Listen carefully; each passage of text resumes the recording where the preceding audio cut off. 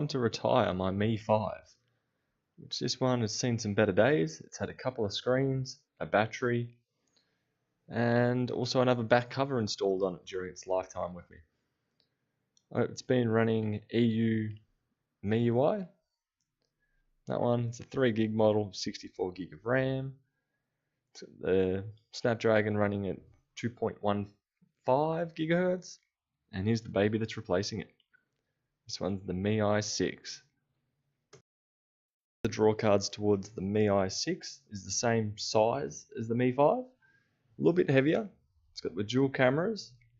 This one that I got has got 6 gig of RAM and 64 gig of storage, and running the Snapdragon 835, which is considerably more faster than I think the 820 that was in the Mi5.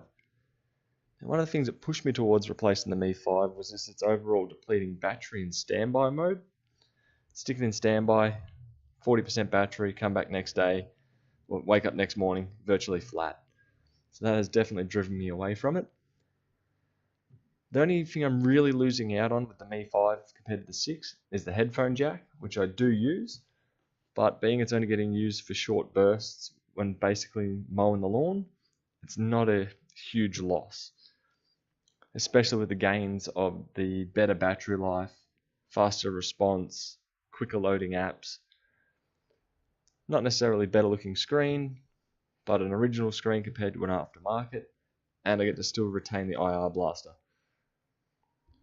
So, or having the Mi5 going to the 6X, the Mix 2, the Mix 2S, I've now found myself just going to the Mi6, which was its successor anyway.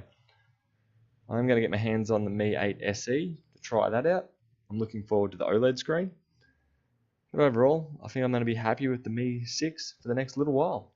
Catch ya.